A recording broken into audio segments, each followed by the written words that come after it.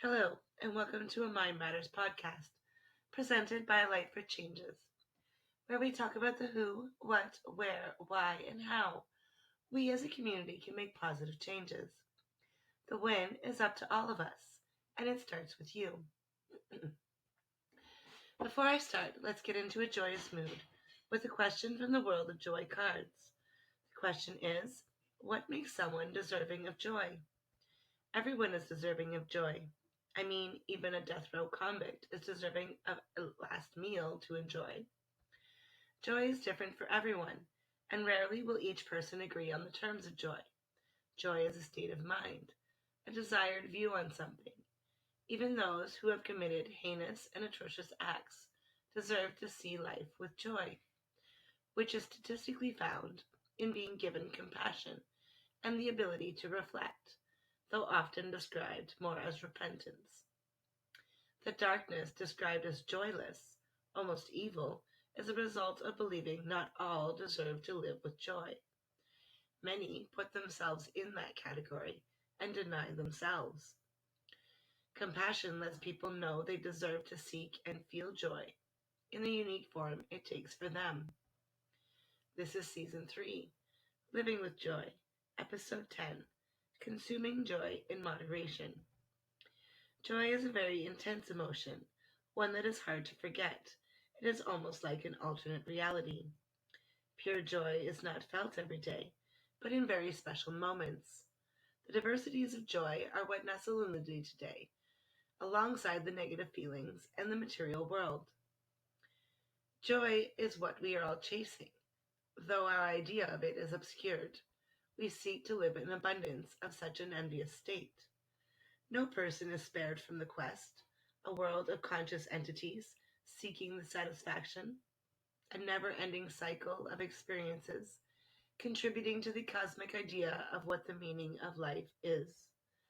Joy, like everything else, must be consumed in moderation, a delicate balance maintained, lest joy become a consuming singularity. The quest is eternal, like the Holy Grail, for the emotion of joy holds great power, a power which will change life as known, the possibility of peace and harmony worldwide. Joy can alter the very fabric of reality, a lens that sees the magic in the world, which is why some would go as far as to numb away reality, even for a moment, to be joy adjacent, pain free, or exhilarating state. Joy is so vastly different for each perceiver. The proclamation of what brings joy is rarely felt the same. For joy, in some, can be immersed in the sounds of classical music, while for another it is found in the soul-wrenching sounds of death metal. For some, joy is faith, while for others it is the knowledge that science brings. Joy can be found in tranquility as much as it can be found in seeking a thrill. That's what makes joy so powerful. It can be skydiving as much as it can be reading a book. No form, always changing. The diversity of joy is also what makes it so hard to understand. Joy for a killer could be inflicting the trauma they lived on another so they can understand the pain they felt. It is important to understand your joy. Like everything, it is subject to cause and effect. Western life is full of privilege, but at the cost of many that slaved or died for that freedom. Joy is felt in abundance over the holidays, but fades in the struggle of the rest of the year. Joy is felt so intensely that when it is not being experienced, it is felt as missing, just as intensely. When joy is felt, we chase that feeling and compare all other experiences to the feeling. Fresh love is so intriguing, you feel you may bubble over with joy, but soon it fades, not because it is becoming less, but because you subconsciously expect every day to give you that same joy you first felt. Not every day can be a good day, because we need all the other emotions too. They teach us who we are. Joy must be moderated, so all emotions can impact us as they should. The diversity of joy and the necessity of all emotions means there can never be a perfect world. Respect can fix many things, but when contradicting joys collide, comparison is inevitable. Moderation is a form of respect. It is understanding there is a time and place for everything. Neighbors feud all the time over whose joy is more worthy and when it is appropriate to experience different types of joy. Someone who likes quiet deserves their joyous, peaceful nights, as much as the person who enjoys socializing deserves to party like a rock star. But who is more deserving when they live side by side? Each life is different, and the comparison often like apples and oranges, similar but very contradictory, making it hard to choose between the equal rights. Communication allows both sides to moderate their quest for joy in an amicable resolve. I understood the value of seeking joy from a young age, but I didn't understand my own joy. I wanted so badly to make certain people happy, like my father or teachers, that I became almost addicted to praise. I compared myself to expectation and pushed myself in every direction to perfection, except that which appealed to me, selfishly. Author Brian Jock once said, "You will find joy, frustration, and sorrow in your quest. Never forget that friendship and loyalty are more precious than riches.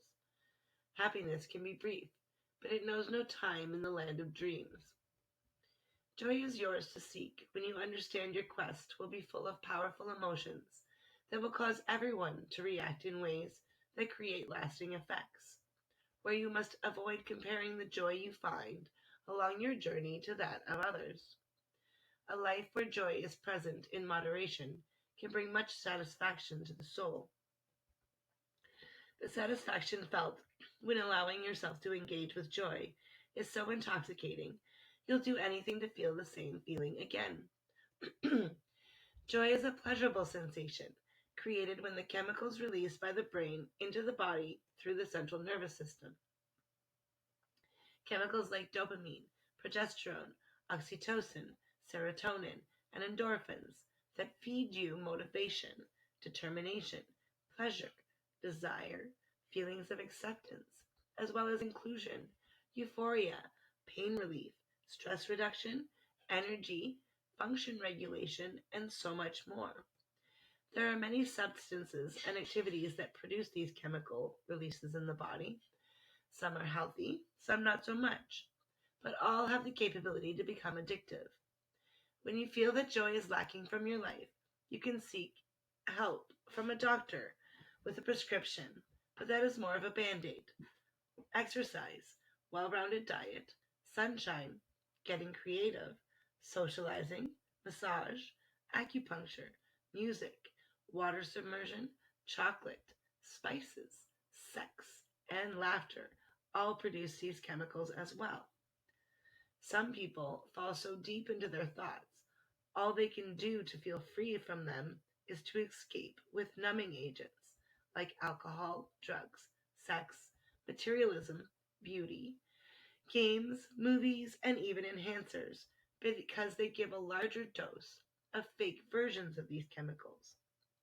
Occasional use can be viewed as a reminder of what you're missing, causing your body to produce more to get it back.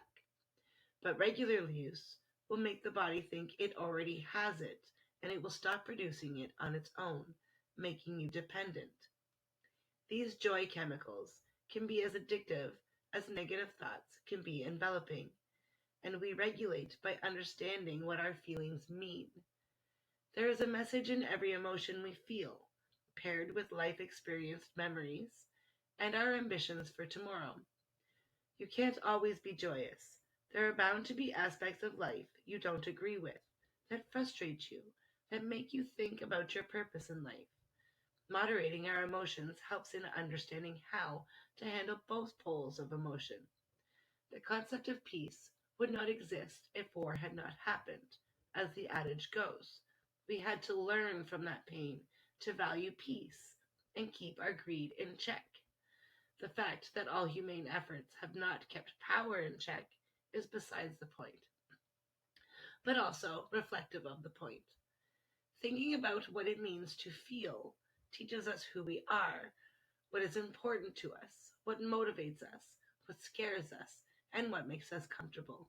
Emotions teach us what life is through love, laughter, wonder, experience, and even the sorrow that makes you yearn those things more.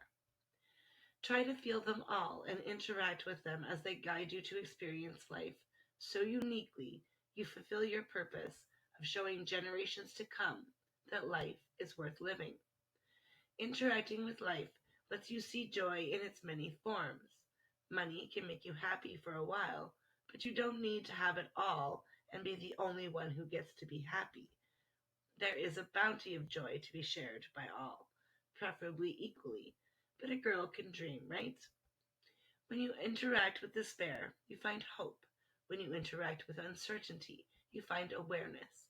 When you interact with pain, you find resilience. When you interact with weakness, you find strength, and so on. There is beauty in a storm, rainbow afterwards. There is growth after a fire nourishes the earth with death, and a butterfly comes out of a cocoon. I never felt undeserving as a child, and I don't really know when that started. Perhaps I did, but my dad was such a fan of me, he gave me joy in abundance, so I didn't really contemplate whether I deserved it. Perhaps he gave me too much joy, that life was a slap in the face when I realized the amount of pain that existed in the world. I tried to fill the void, but I didn't understand my conditioning. I fell many times, but I got back up, stronger than ever. Eventually, I resorted to stimulants to numb the unfulfilled sensation that I always desired more but didn't deserve it. I learned to understand what I valued, and in time I found myself settled with complacent joys that allowed me to interact with the world and diversify my awareness as I learned from books and people until my life was disrupted once more in a very big way, and my brain said, "That's enough. I quit until you learn to get uncomfortable and share your voice." I'm trying to listen. R.A. Salvatore, a novelist, once said, "Without satisfaction, he will find no contentment. He will find no joy. Just change he to we, and it is fair for all." Joy is yours to bask in when you understand how its chemicals are created and released through your body, urging you to experience a message needed for your purpose.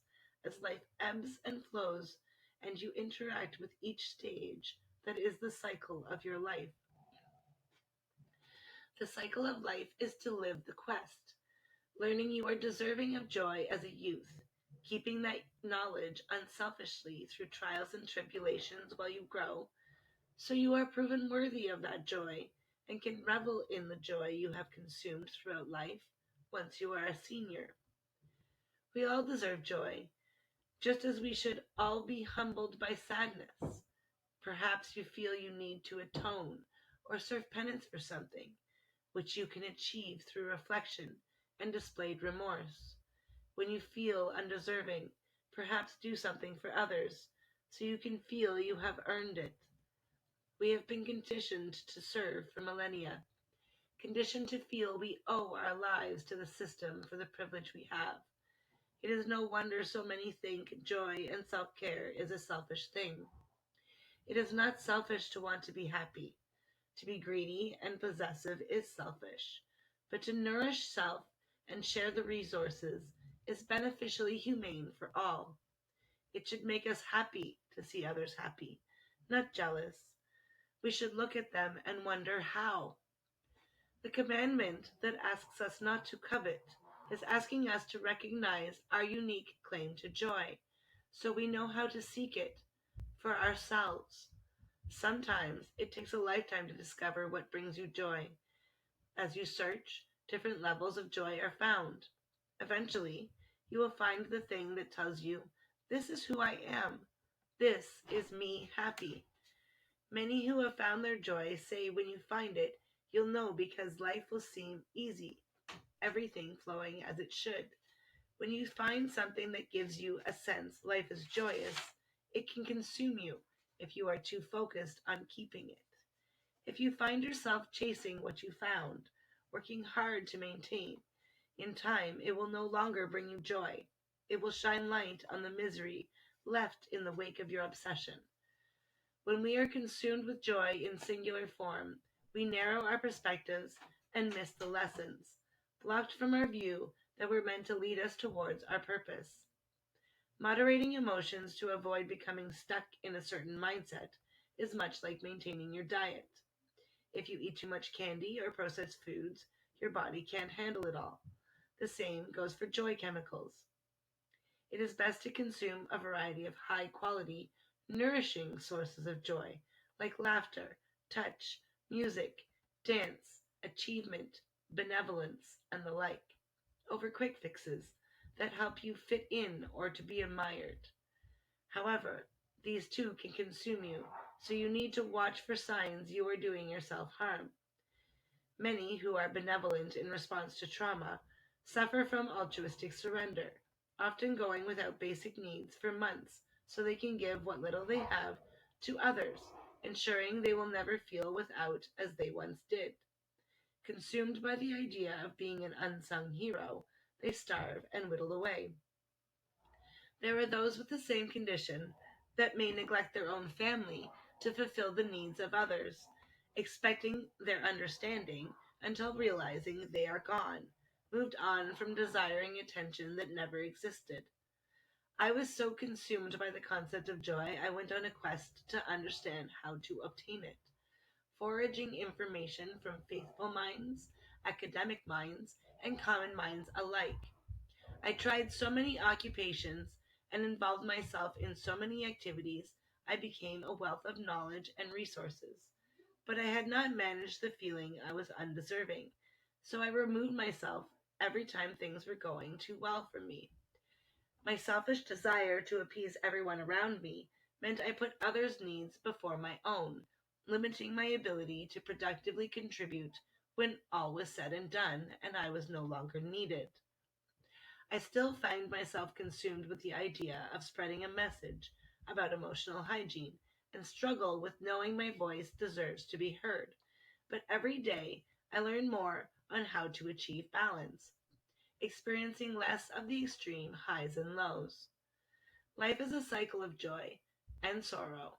The key is to move through sorrow with courage and embrace the joy with gratitude, which is a quote from an anonymous person that I quite admire. Joy will come to you in cycles when you recognize you are deserving to experience life with joy, sharing your experience as you discover joy for yourself, and moderating how you consume joy so you don't overlook experiencing the rest of what life has to offer as you develop into your purpose. Consuming joy in moderation is important to experiencing a well rounded, full life that creates a life story full of emotion and helps God be riveted, wanting more as your journey is read. The gates will open for you to take your place, twinkling a message that life with joy is worth living for all of us to wonder upon.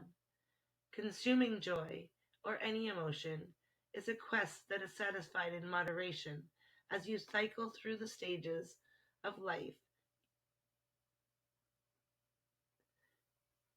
learning you are unique. You will find joy in your own unique way. You will bring joy to others in a unique way. You will find beauty in the shadows, and you will shine like a beacon each time you experience joy. As I leave you to think on this topic, I challenge you to think about this mindfulness exercise and tell them as well. The question is a positive thinking one from the emotional hygiene activity cards. Imagine yourself in your happy future and ask yourself what about it makes you happy. Write down a few sentences to describe how that future is happy. I will close the conversation by drawing another card from the World of Joy cards, which will be the opening question for next week. The question is, some people have a hard time feeling deserving of joy. What ways do they express a lack of joy, and what ways can you help them seek joy for themselves? Stay wonderful, wholesome, happy, open minded, and natural, smiling as much as you can. Take care until we talk again. This has been Heidi Hardy on a Mind Matters podcast created by a Light for Changes. Have a wonderful day.